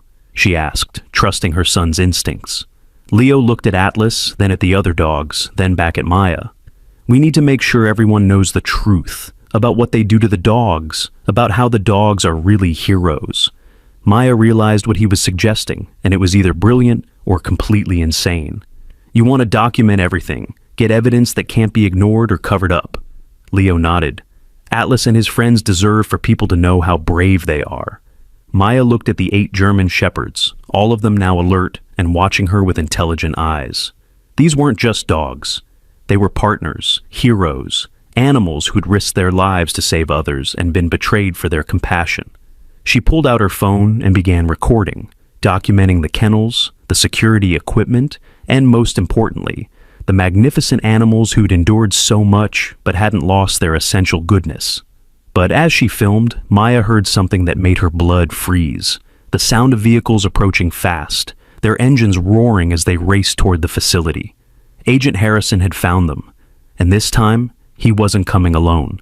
Atlas heard it too, his ears pricking up as he moved into a protective stance near Leo. The other dogs immediately responded to his alert, forming a circle around Maya and her son with the instinctive coordination of a trained unit. Maya looked at these 8 incredible animals, at her brave son, who'd found his voice by helping others find their courage, at the phone in her hand that contained evidence of unspeakable cruelty. Whatever happened next, she was going to make sure the world knew the truth about Atlas and his friends, even if it was the last thing she ever did. The sound of approaching vehicles grew louder, and Maya could see headlights cutting through the darkness as multiple cars raced up the mountain road. Agent Harrison had clearly called in reinforcements, and from the sound of it, he wasn't taking any chances this time. Atlas immediately moved into action, his tactical training taking over. He made a series of quick, quiet sounds to the other dogs, and Maya watched in amazement as they responded with military precision. The 8 German shepherds arranged themselves in a protective formation around Maya and Leo, but it wasn't aggressive posturing. It was the coordinated movement of a trained unit preparing to defend civilians. "Mama," Leo whispered, his small hand finding hers in the darkness. "They're really scared now? The bad men brought more friends." Maya squeezed her son's hand, trying to project a calm she didn't feel. "It's going to be okay, honey. We have proof now. We have evidence that will help everyone understand what's really happening here." But even as she said it, Maya knew their situation was desperate. They were trapped in a government facility with no backup, no legal authority, and no way to communicate with the outside world. Agent Harrison would arrive with overwhelming force, and there would be nothing to stop him from simply eliminating everyone who knew the truth about the enhanced canine training program. Atlas seemed to sense her despair, because he moved closer and made a soft sound that somehow conveyed both reassurance and determination. This remarkable dog, who'd been marked for termination simply for showing compassion, was still trying to comfort her, even as his own life hung in the balance. Leo looked at Atlas, then at the other dogs, then back at Maya, with that serious expression that made him seem far older than 5. "Mama, Atlas has an idea." "What kind of idea?" Maya asked, willing to listen to any plan that might get them out of this nightmare. Leo translated as Atlas communicated in that silent way they had developed. "He says the bad men think the dogs are broken, but they're not broken. They're just hiding how smart they really are." Maya felt a chill of understanding. "You mean they've been pretending to be more damaged than they actually are?" Leo nodded. "Atlas says some of his friends learned to act scared and broken, so the bad men wouldn't hurt them as much. But they remember everything. They remember how to work together." As if to prove Leo's point, the female German Shepherd that had first communicated with Atlas moved to the security trailer and used her nose to manipulate the controls.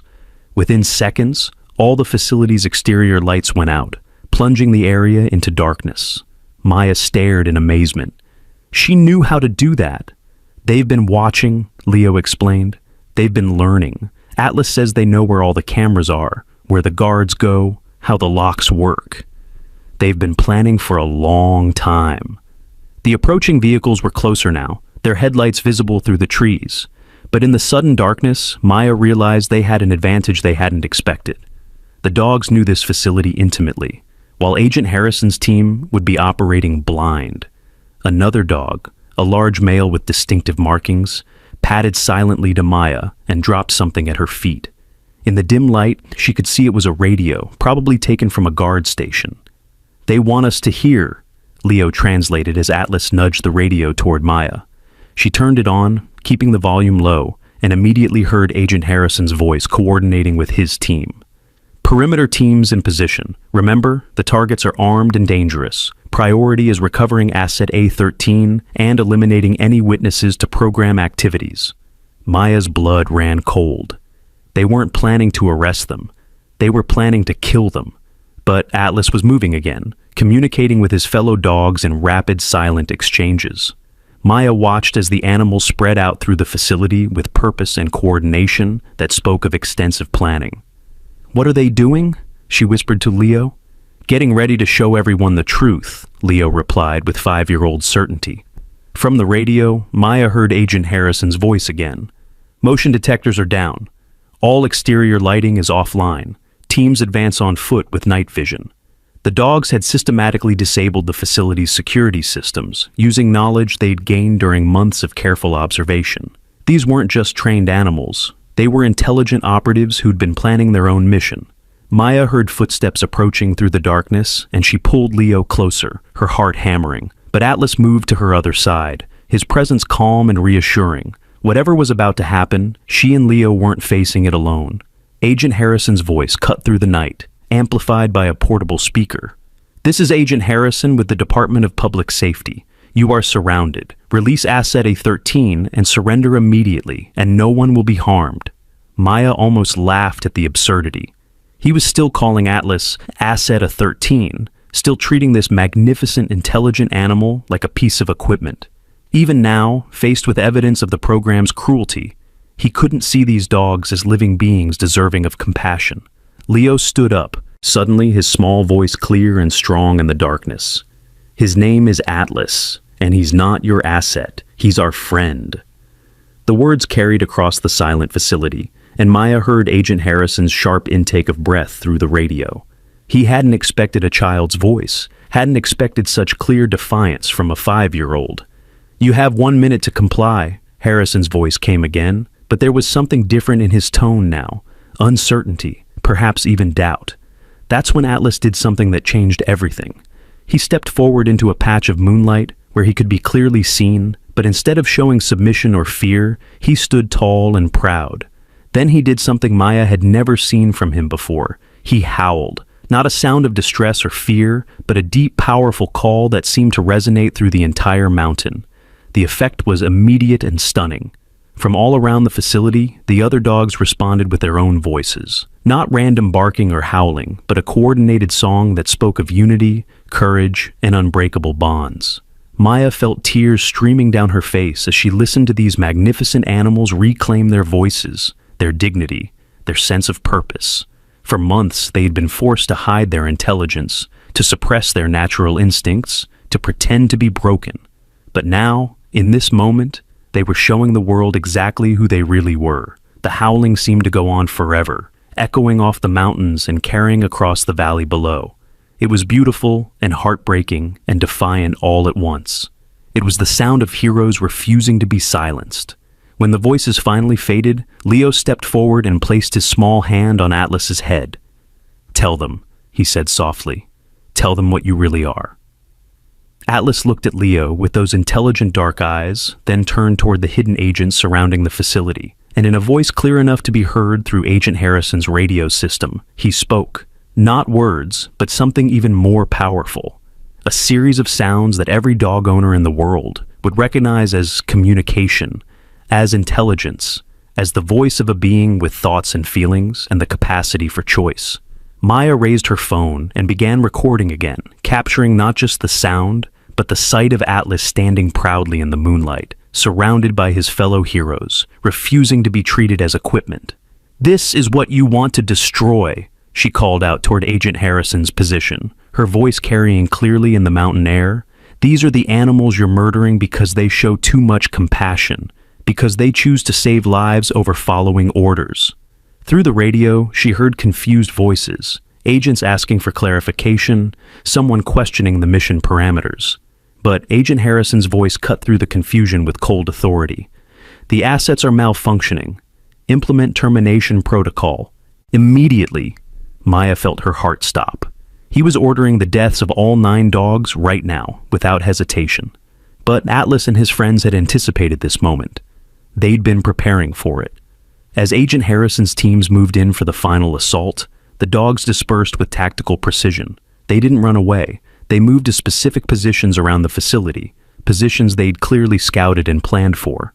Maya watched in amazement as the female German Shepherd appeared on top of the medical trailer, silhouetted against the night sky like a sentinel. Another dog positioned himself near the communications equipment, while a third moved to the main road where approaching vehicles would have to pass. They weren't just escaping. They were making a stand. Agent Harrison's voice came through the radio again, but now there was frustration mixed with the authority. "Assets are displaying unexpected tactical awareness. Adjust approach accordingly." Leo tugged on Maya's sleeve. "Mama, Atlas says we need to get higher up, so everyone can see what happens next." Maya looked at the slope behind them, leading up to a rocky outcropping that would provide a clear view of the entire facility. It would also make them visible to Agent Harrison's teams, but she realized that might be exactly the point. If this was going to be their last stand, if these magnificent animals were going to die for the crime of being too compassionate, then the world was going to witness it. Maya and Leo climbed the rocky slope with Atlas beside them, while the other dogs maintained their positions around the facility. As they reached the top, Maya could see the full scope of Agent Harrison's operation. At least 20 armed men were surrounding the facility, all of them carrying weapons that looked designed for more than simple animal control. She raised her phone and began broadcasting live, streaming directly to social media with a simple message. "The government is about to murder 9 hero dogs for showing too much compassion. Watch and share before they can cover this up." Within seconds, viewers began joining the stream. Dozens, then hundreds, then thousands of people watching, as this incredible drama unfolded in real time.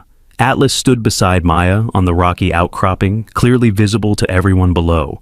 The moonlight illuminated his proud stance, his alert posture, his complete lack of fear, despite being surrounded by armed agents intent on killing him. Agent Harrison's voice boomed across the facility one final time. "Asset A13, you will stand down immediately or face immediate termination." Atlas looked down at the agent, then back at Maya and Leo. And in that moment, Maya saw something that made her heart soar even as it broke. Atlas smiled. Not a human smile, but the unmistakable expression of a being who knew he had accomplished something important, who had found his purpose and wasn't afraid to die for it. Then he did something.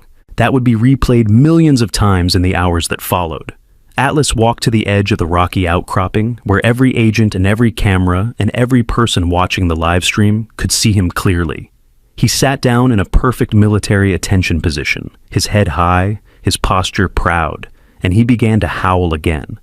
But this time, it wasn't a song of defiance or sorrow. It was a song of victory, the voice of a hero who had saved lives, who had inspired a frightened child to find his voice, who had exposed a corrupt system that valued obedience over compassion. One by one, his fellow dogs joined in from their positions around the facility, 8 voices rising in harmony with Atlas's, creating a sound so beautiful and heartbreaking that even some of Agent Harrison's men lowered their weapons. Maya's live stream was exploding with viewers now, tens of thousands of people watching as 9 magnificent dogs sang their defiant song to the world. Comments poured in from around the globe, people demanding to know what was happening, sharing the stream, calling for justice. But Agent Harrison was unmoved by the growing public attention. His voice came through the radio one final time. Execute termination protocol. All assets. Now. The agents raised their weapons, taking aim at Atlas and his friends positioned around the facility.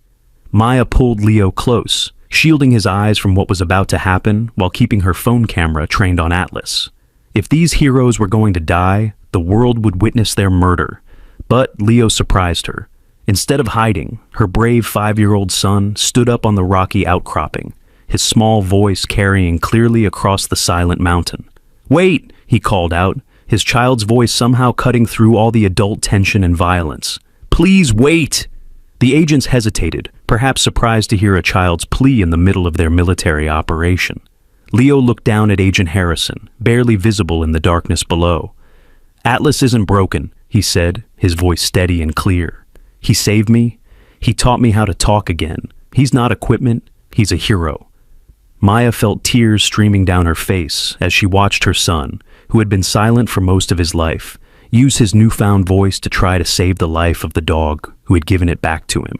The silence stretched across the facility, agents looking to Agent Harrison for orders, the live stream audience holding its collective breath, 9 German shepherds waiting with dignity for whatever came next.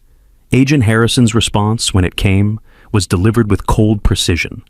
The asset has compromised operational security and influenced civilian behavior in unpredictable ways. These are exactly the malfunctions the termination protocol was designed to address. Maya realized with growing horror that Atlas's success in helping Leo wasn't seen as proof of his value. It was seen as evidence of his malfunction. The program wanted dogs who would save lives only when ordered to, not animals who would form emotional bonds with the people they helped. But as Agent Harrison prepared to give the final order, something unexpected happened. One of his own agents stepped forward, lowering his weapon. "Sir, with respect, I didn't sign up to execute healthy animals in front of a child." Another agent followed suit. "This is being broadcast live to thousands of people. If we proceed, there will be consequences." Agent Harrison's voice turned sharp with authority. "You will follow orders or face court-martial for insubordination." But more agents were lowering their weapons, looking up at Atlas standing proudly on the rocky outcropping, at Leo's small figure beside him, at Maya's phone broadcasting their struggle to the world. These were soldiers and federal agents, but they were also human beings. And what they were seeing, a magnificent dog who had saved a child, who stood with dignity in the face of death, who had inspired such courage in a 5-year-old, was challenging everything they'd been told about this mission. Maya watched the tide turning in real time, saw doubt and conscience spreading through the ranks of Agent Harrison's team. The live stream had grown to over 50,000 viewers, with comments flooding in from around the world demanding justice for Atlas and his friends. But Agent Harrison wasn't giving up. Maya saw him reaching for his sidearm, his face twisted with the kind of fanatical determination that made him dangerous beyond reason. Atlas saw it too. Without hesitation, the magnificent dog leaped down from the rocky outcropping, placing himself between Agent Harrison and Maya and Leo. The sight of this beautiful animal, marked for death simply for showing too much compassion, willingly putting himself in harm's way to protect a child, broke something open in Maya's chest.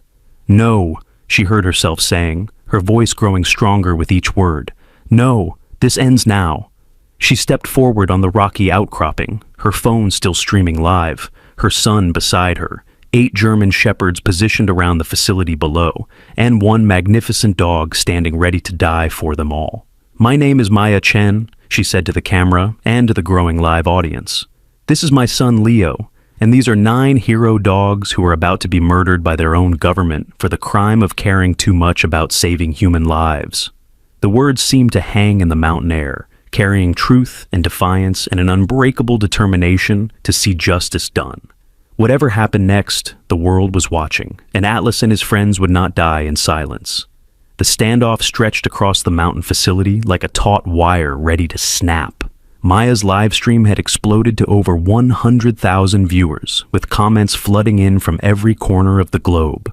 People were sharing the stream faster than she could read the notifications, and somewhere in the back of her mind, she realized they had created something unprecedented, a real-time broadcast of government corruption that couldn't be covered up or denied. Agent Harrison stood in the harsh white light of the security floodlights, his weapon drawn and pointed directly at Atlas. But Maya could see the uncertainty in his posture, the way his eyes kept darting to his own agents who had lowered their weapons, the tight line of his mouth as he realized his carefully controlled operation was spiraling beyond his authority. "Sir," one of his agents called out, "we have a problem. This is trending worldwide. Or Save Atlas, Oscar Hero Dogs, Justice for Compassion. Social media is exploding. We have news helicopters en route, and the governor's office is demanding an immediate briefing." Maya felt a surge of hope. The world wasn't just watching, it was responding. People everywhere were seeing what she saw, magnificent animals being murdered for their capacity to love and protect. But Agent Harrison's response chilled her to the bone. "Then we finish this before they arrive. All assets terminated, all witnesses contained. This operation never happened." He raised his weapon toward Atlas, who remained perfectly still, his intelligent eyes fixed on Agent Harrison with neither fear nor aggression. Just the calm dignity of a being who had lived his life with purpose and wasn't afraid to die for what he believed in. Leo suddenly broke free from Maya's protective embrace and scrambled down the rocky slope toward Atlas. "No!" he shouted, his small voice echoing across the facility. "You can't hurt him! He's good!" Maya's heart stopped as she watched her 5-year-old son running directly into the line of fire, but there was no time to catch him. Leo reached Atlas and threw his small arms around the dog's neck, pressing his face into the thick fur. "He saved me," Leo said, his voice clear and strong despite his tears. "Before I met Atlas, I was scared to talk, but he showed me how to be brave. He showed me that caring about others is the most important thing in the world." The words carried across the silent facility, broadcast live to hundreds of thousands of viewers who were watching a child defend his best friend with nothing but truth and love. Agent Harrison's weapon remained trained on Atlas, but Maya could see the hesitation in his stance. Even through his fanatical determination to complete his mission, the sight of a small child protecting a condemned dog was clearly affecting him. "The asset has compromised the child," Harrison said, but his voice lacked its earlier conviction. "This is exactly why termination is necessary." "No," came a voice from among his own agents. A woman stepped forward, her weapon lowered, her face illuminated by the facility's lights. "This is exactly why we're wrong." Maya recognized her immediately from the news.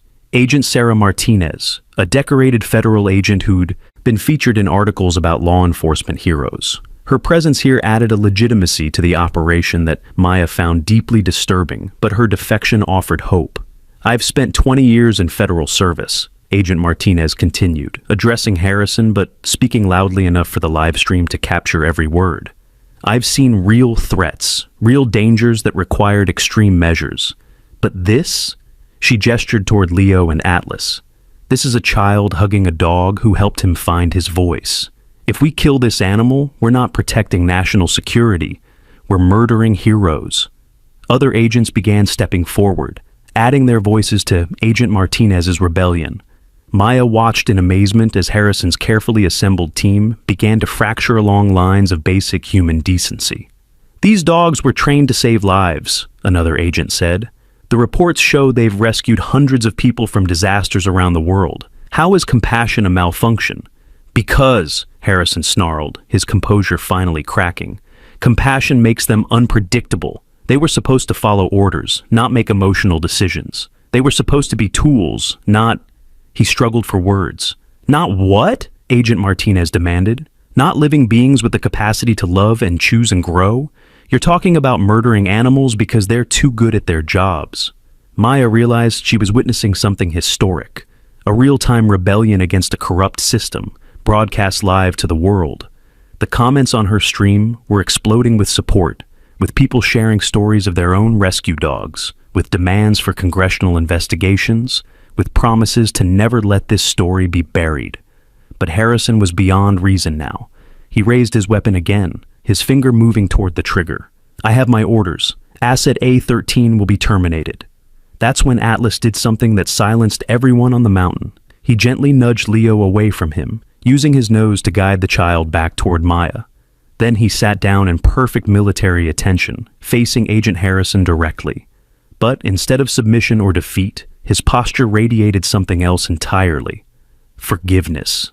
Maya watched through her phone camera as this magnificent animal, seconds away from execution, looked at his would-be killer with what could only be described as compassion. Not defiance, not anger, but the kind of understanding that came from a being who had dedicated his life to saving others, even those who didn't deserve it. The gesture broke something in Agent Martinez. She stepped directly between Harrison and Atlas, her own weapon now pointed at her commanding officer. "Stand down, Harrison. That's an order." "You don't have the authority?" "Actually, I do." Agent Martinez pulled out her phone, showing a screen that made Harrison's face go pale. "I've been recording everything since we arrived. This operation was never officially authorized. You've been acting on your own, using federal resources for an illegal assassination program." Maya felt her knees go weak with relief. Agent Martinez hadn't just defected. She'd been gathering evidence of Harrison's corruption. Furthermore, Martinez continued, the Enhanced Canine Training Program was officially discontinued 6 months ago.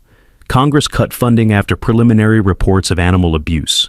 You've been operating a black site program with zero oversight.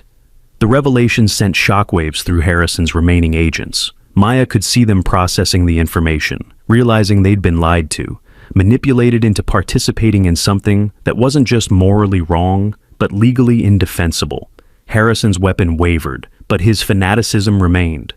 "These assets know classified information. They can't be allowed to—" "They're dogs, Harrison," Agent Martinez shouted. "They're incredibly intelligent, beautifully trained dogs, but they're not going to testify before Congress or write tell-all books. The only classified information they know is how to love unconditionally and save lives selflessly."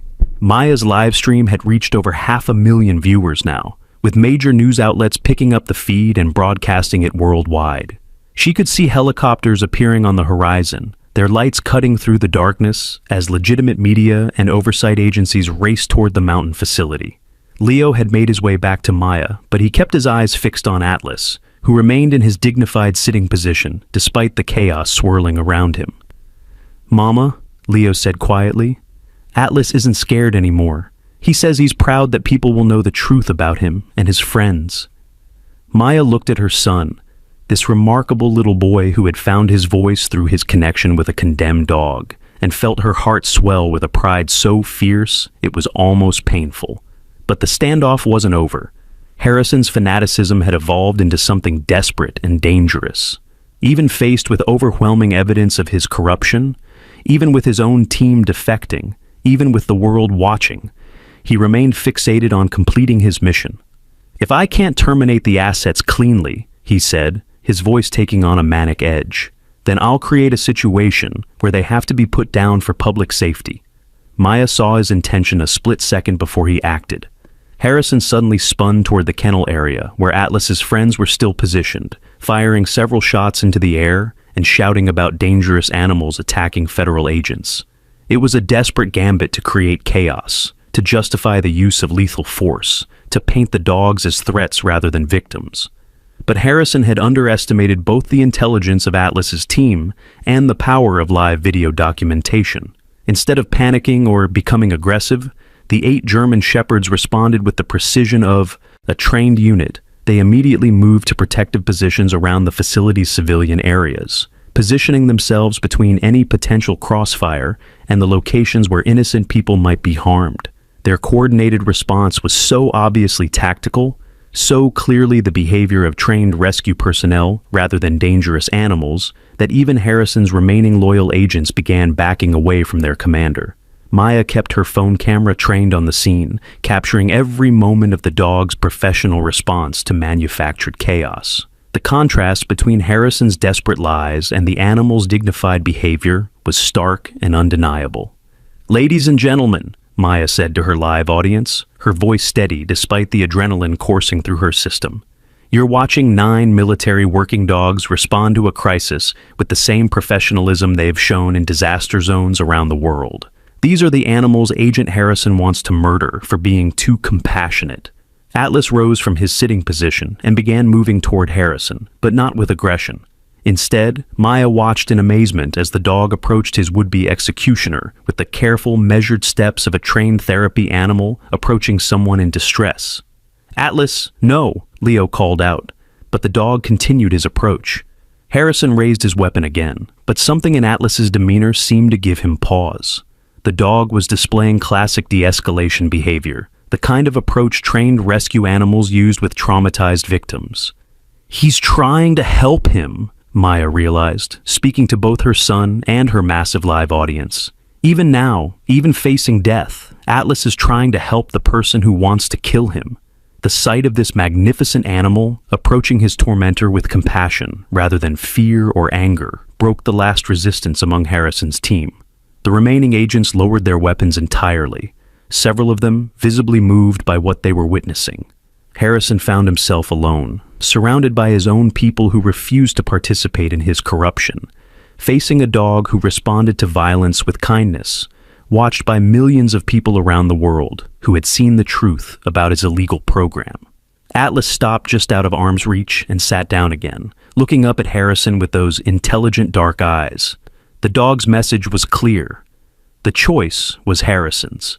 He could choose violence and hatred, or he could choose something better.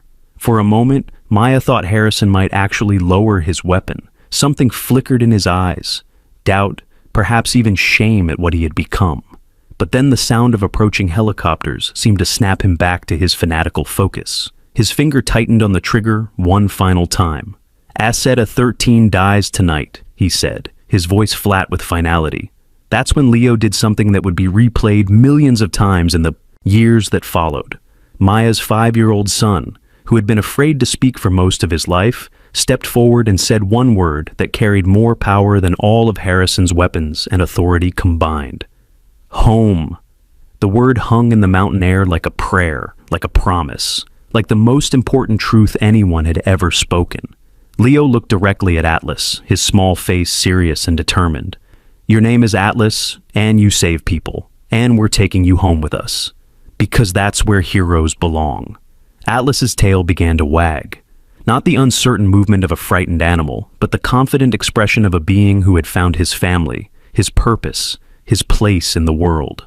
Harrison's weapon remained pointed at Atlas, but Maya could see that something fundamental had shifted. The equation had changed. This was no longer a federal agent executing a malfunctioning asset. This was a man threatening to murder a child's best friend in front of millions of witnesses. The first news helicopter touched down in the cleared area near the facility's entrance, disgorging reporters and camera crews who immediately began documenting the scene. Federal oversight agents were close behind, along with representatives from animal rights organizations who had been monitoring Maya's live stream. Agent Martinez stepped forward one final time, her voice carrying the authority of someone who had spent decades serving justice rather than corruption. "Agent Harrison, you are relieved of duty pending a full investigation into the Enhanced Canine Training Program. These animals are now under federal protection as potential evidence in a criminal investigation." Harrison's hand trembled on his weapon, his eyes darting between the approaching authorities, the rolling cameras, and Atlas sitting calmly at his feet. "This isn't over," he said, but the words lacked conviction. His illegal program was exposed, his team had abandoned him, and the world was watching his every move. Maya kept her phone camera trained on Atlas, who seemed to understand that the immediate danger had passed. The magnificent dog stood up and trotted back toward Leo, his tail wagging with the joy of a being who had survived not just physical threats, but the attempt to break his spirit. Leo threw his arms around Atlas's neck again, and Maya captured the reunion between the boy who had found his voice and the dog who had given it to him. Around them, 8 other German shepherds began moving back toward their group, their own tails wagging as they sensed freedom approaching. "Ladies and gentlemen," Maya said to her live audience, which had grown to over 2 million viewers worldwide, "Atlas and his friends are safe. But this is just the beginning. Tonight we've exposed a program that tortured and murdered animals for showing too much compassion. We need to make sure this never happens again." The comments section exploded with promises of support, demands for congressional investigations, and stories from people around the world who had been touched by rescue animals just like Atlas. As the official authorities took charge of the scene and began the process of shutting down the illegal facility, Maya finally allowed herself to believe that they had won. Not just the immediate battle for Atlas's life, but the larger war for the principle that compassion should be rewarded, not punished. Leo was still hugging Atlas, whispering words of comfort and promises that they would never be separated again. The other 8 dogs had gathered around them, creating a circle of protection and family that spoke to bonds deeper than training or command structure. Agent Martinez approached Maya, her expression mixing admiration with exhaustion. "That was either the bravest or most foolish thing I've ever witnessed," she said. "Probably both." Maya looked at her son, who was now introducing Atlas to his phone camera and explaining to the live audience how the dog had taught him to be brave. "Sometimes being a parent means doing things that scare you," she replied, "but I couldn't let them murder heroes in front of my child." "What happens now?" Maya asked, suddenly aware that their extraordinary night was coming to an end, but the implications would last forever. Agent Martinez smiled. "Now we begin the paperwork nightmare of officially adopting 9 highly trained federal assets into civilian families. It's going to take months to untangle the legal issues, but I think I can guarantee that Atlas won't be separated from Leo." Maya felt tears of relief streaming down her face. They had done it. Somehow, impossibly, they had saved not just Atlas, but all of his friends. Over the following hours, as official statements were given and preliminary investigations begun, Maya learned more about the enhanced canine training program and its victims. Atlas and his friends weren't the only survivors. Agent Martinez's investigation revealed similar facilities in other states, other dogs who had been tortured for showing compassion, other heroes who had been marked for death. But Maya's livestream had changed everything. The worldwide attention made it impossible for the program to continue operating in shadows. Congressional hearings were announced, oversight agencies launched investigations, and animal rights organizations mobilized to ensure that every surviving dog would be rescued and rehabilitated. As dawn broke over the mountain facility, Maya found herself sitting on the rocky outcropping where the standoff had reached its climax. Leo was beside her, with Atlas resting his head on the boy's lap. The other 8 dogs were scattered around them, some sleeping, others keeping watch, all of them finally able to relax for the first time in months. "Mama," Leo said quietly, "will Atlas really get to come home with us?" Maya looked at this magnificent animal who had given her son his voice back, who had shown them both what courage really meant, who had taught them that sometimes ordinary people had to do extraordinary things to make the world better. "Yes, honey," she said, her voice certain despite all the legal complexities ahead. "Atlas is family now, and families stick together." Atlas's tail wagged against the rocky ground, and Maya could swear she saw understanding in his dark eyes. He knew he was safe. He knew he was loved. He knew that his long journey from military asset to beloved family member was finally complete. Leo had found his voice through his connection with a dog marked for termination. Maya had found her courage through protecting someone she loved. And Atlas had found his forever home with people who understood that his capacity for compassion wasn't a malfunction. It was his greatest strength. As the sun rose over Willow Creek, illuminating the mountain facility where 9 heroes had been scheduled to die, Maya realized their story was just beginning. There would be interviews and investigations, legal battles and legislative hearings.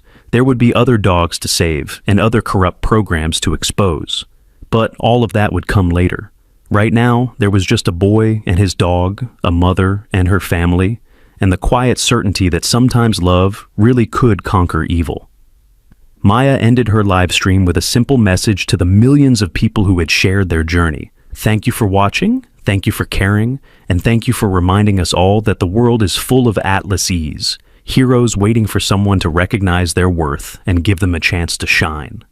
The final image broadcast to the world was Leo sleeping peacefully against Atlas's side, both of them surrounded by 8 other rescue dogs who had found their freedom through a 5-year-old's courage and a mother's love.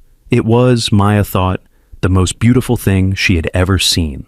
The story of Atlas and Leo would inspire legislation protecting military working dogs, lead to the exposure and shutdown of multiple illegal animal experimentation programs, and spark a global movement recognizing the rights of highly intelligent animals. But more than that, it would remind millions of people around the world of a simple truth, that compassion is never a weakness, that heroes come in all shapes and sizes, and that sometimes the smallest voices can speak the loudest truths. Atlas had taught Leo to find his voice. Leo had taught the world to listen, and together, they had proven that love, courage, and determination could overcome even the darkest corruption. Their extraordinary journey together was just beginning. Thanks for joining us on this incredible journey of courage, compassion, and the unbreakable bond between a boy and his hero dog. If this story moved you, please subscribe to our channel for more amazing true stories that will restore your faith in the power of love to overcome evil. Hit that notification bell so you never miss an update, and share this story with anyone who needs to be reminded that heroes exist in the most unexpected places.